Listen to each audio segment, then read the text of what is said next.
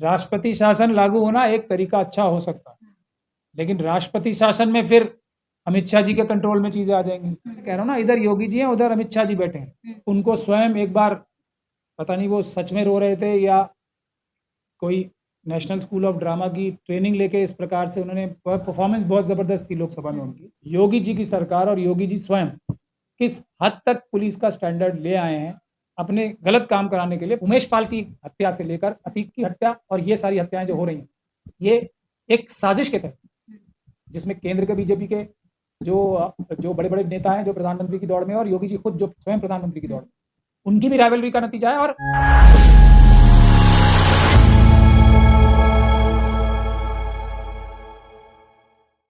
अभी आप लोगों ने देखा, आपने तो कोर्ट में हत्या की बात बताई, ये तो कभी भी किसी भी हालत में रामराज नहीं हो सकता था, लेकिन अपने फायदे के लिए किसी को भी बदनाम करने, किसी का भी मिसयूज करने से नहीं रुकेंगे। यूपी पुलिस की लॉ एंड ऑर्डर की सबसे बड़ी एग्जांपल, जो लेटेस्ट एग्जांपल है, वो ये है कि पुलिस को अपने 2 नंबर के घटिया और क्राइम कराने के लिए योगी जी की सरकार और योगी जी स्वयं किस हद तक पुलिस का स्टैंडर्ड ले आए हैं अपने गलत काम कराने के लिए। पुलिस को जब गलत काम के लिए बोला जाता है तो वो निरंकुश होती है।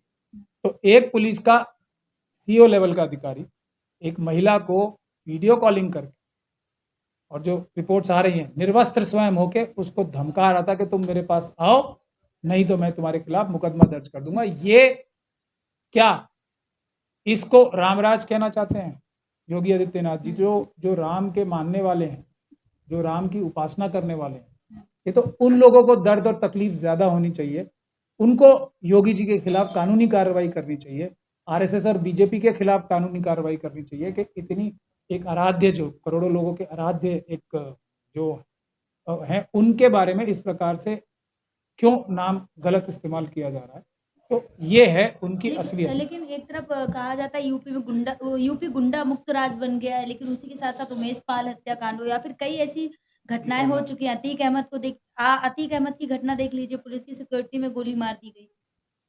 तो मैं वही तो कह रहा हूँ ना, ये जो गुंडा मुक्त भी कहा जा सकता है, लेकिन जो योगी जी और उनके ऊपर भी माफिया होने के इल्जाम लगते रहे, और उनको स्वयं एक बार, पता नहीं वो सच में रो रहे थे या कोई नेशनल स्कूल ऑफ ड्रामा की ट्रेनिंग लेके इस प्रकार से उन्होंने, परफॉर्मेंस बहुत ज़बरदस्त थी लोकसभा में उनकी, जो रोते रोते उन्होंने एक अपने आप को बचाने के लिए गुहार लगाई थी पूरी देश की संसद से। बाबा साहब डॉक्टर भीमराव अंबेडकर के संविधान का उनको बड़ी याद आ गई थी तब।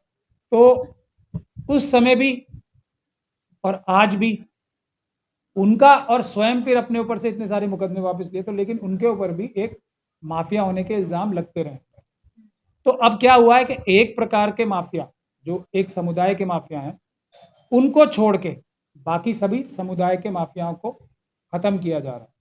तो और उसका इस्तेमाल कौन कर रहे हैं? वो अपनी पुलिस का नाजायज फायदा उठा के पुलिस द्वारा ये आपराधिक घटनाएं कराई जा रही हैं, या तो पुलिस द्वारा या पुलिस की संलिप्तता के साथ या पुलिस की प्रोटेक्शन के साथ। तो मैं वही कह रहा हूँ ना, एक मिनट प्लीज।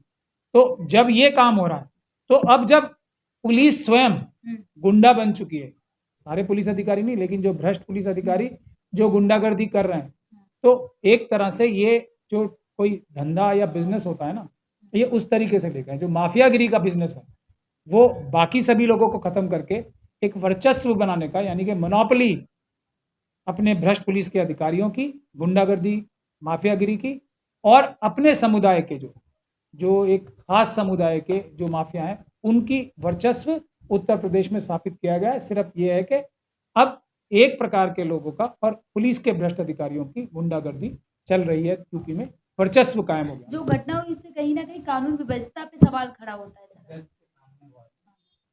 नहीं, जज के सामने हुआ है ये महत्वपूर्ण नहीं है, लेकिन ये करने की हिम्मत माफियाओं में आ रही है, ये महत्वपूर्ण बात है। और क्या करने की, कोई ये एक अकेली घटना नहीं है। उमेश पाल की, अभी ये जो अगर कुछ महीने की बात कर लें, उमेश पाल की हत्या से लेकर अतीक की हत्या और ये सारी हत्याएं जो हो रही हैं, ये एक साजिश के तहत, जिसमें केंद्र के बीजेपी के जो बड़े बड़े नेता हैं जो प्रधानमंत्री की दौड़ में, और योगी जी खुद जो स्वयं प्रधानमंत्री की दौड़ में, उनकी भी राइवलरी का नतीजा है। और यूपी में एक प्रकार का माफियागिरी का वर्चस्व बनाने की जो कार्रवाई हो रही है, जिसको लॉ एंड ऑर्डर मेंटेन करने के लिए एनकाउंटर और हाफ एनकाउंटर्स का नाम दिया जा रहा है, ये सब अपराध हैं।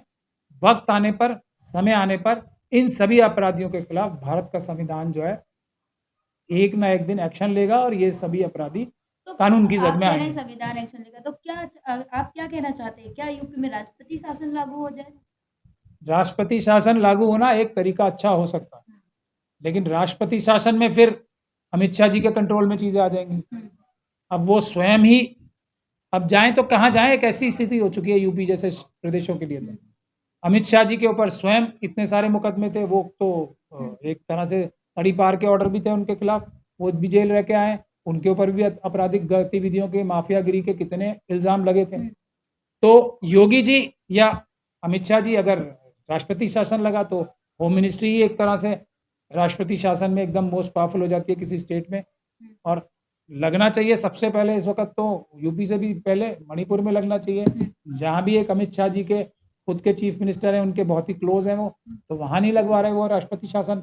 योगी जी तो मेरे ख्याल से उनकी इतनी तो पकड़ है कि वो यूपी में अमित शाह जी चाहें तब भी राष्ट्रपति शासन नहीं लगने देंगे, लेकिन स्थिति में कोई फर्क नहीं आएगा।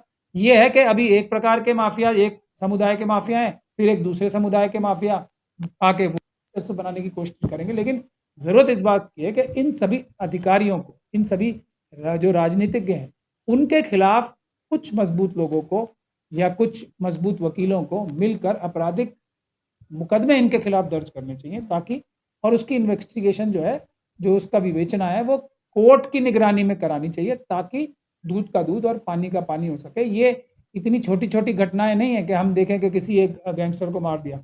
ये ज़्यादा बड़ी प्लानिंग के तहत ये सब काम हो रहा है, वो अनर्थ होना जरूरी है कि क्या इसके पीछे असली साजिश। क्योंकि अब तक सर हमने कितनी भी घटनाएं सुनी, तो कोर्ट के अंदर नहीं होता है, बाहर अगर घटनाएं होती है, कहीं अगर एनकाउंटर भी होता है तो कोर्ट के बाहर होता है, ये कोर्ट के अंदर की घटना है। मैं कह रहा हूँ कि कोर्ट के अंदर भी घटनाएं हुई हैं, ऐसा नहीं है, ये कहना गलत होगा कि कोर्ट के अंदर जज के सामने ऐसी घटनाएं नहीं हुई, यूपी में भी हुई हैं, यूपी से बाहर भी। लेकिन जिस बड़ी साजिश के तहत ये हो रही हैं, वो है सबसे ज्यादा, अगर कि ये उस गैंग वॉर का हिस्सा नहीं होती है, जिसमें एक प्रकार के एक समुदाय के लोगों के गैंग्स को मजबूत किया जा रहा है दूसरे लोगों को मार के, और पुलिस को स्वयं गैंगस्टर एक्टिविटीज में लिप्त कराया जा रहा है कुछ भ्रष्ट अधिकारियों। वो है चिंता का विषय, उस पर हम सब लोगों को ध्यान दें। तो क्या लग रहा है, क्या इन सारी घटनाओं को लेकर क्या कहना चाह रहे हैं आप, योगी जी इस्तीफा दे दें? इस्तीफा नहीं दे दें, उन्हें इन्वेस्टिगेशन होगी। जैसे बृजभूषण शरण जी को इस्तीफा तो सबसे पहले देना ही चाहिए, लेकिन उनके खिलाफ इन्वेस्टिगेशन होनी चाहिए कि क्या वो इस साजिश में शामिल तो नहीं है। ये महत्वपूर्ण बात है। उसकी सबसे पहली जो कड़ी होगी वो तो इस्तीफा देने की बात होगी ना। सबसे पहले अगर किसी के ऊपर आपराधिक मुकदमे, वो भी इस तरह के सीरियस इन्वेस्टिगेशन होगी, तो उसको इस्तीफा तो देना ही चाहिए, लेकिन उसके बाद उसकी कस्टोडियल इंटेरोगेशन भी होनी चाहिए, जो क्या बृजभूषण सुप्रीम कोर्ट शरण जी इसमें की नहीं हुई। संज्ञान लेगा? अब सुप्रीम कोर्ट तो हर चीज का संज्ञान कैसे लेगा, एक तो बात यह है, और कोर्ट को संज्ञान लेने से पहले कुछ मजबूत लोगों की आवश्यकता होगी जो इस बात को कोर्ट के सामने मजबूती से रखें। लेकिन क्योंकि अभी बृजभूषण शरण सिंह जी का एग्जाम्पल देख रहे हैं आप, इन्वेस्टिगेशन हुई, एक जो जो जो एक अबोध बालिका थी, जो माइनर थी, उसके 2 बयान हुए, एक जज के सामने, एक पुलिस के सामने। अब सडनली ऐसा क्या हो गया, जब अमित शाह जी से मुलाकात हुई, जब अमित शाह जी पिक्चर में डायरेक्टली खुद आ गए, अब ऐसा क्या हो गया कि उस जो माइनर बच्ची थी उसने अब क्या स्वयं इच्छा जाहिर की थी कि मैं एक और बयान देना चाहती हूँ, या पुलिस का दबाव था उसके ऊपर, उससे एक और बयान लिया है, और वो ऐसा रिपोर्ट्स आ रही हैं, अब लोगों ने सबने देखी हैं प्रेस के माध्यम से ही, कि उसने अपने बयान को, पुराने वाले बयान को झूठा बता दिया। तो जब इस प्रकार की इन्वेस्टिगेशन हो रही है तो कोर्ट की निगरानी में ही होनी चाहिए।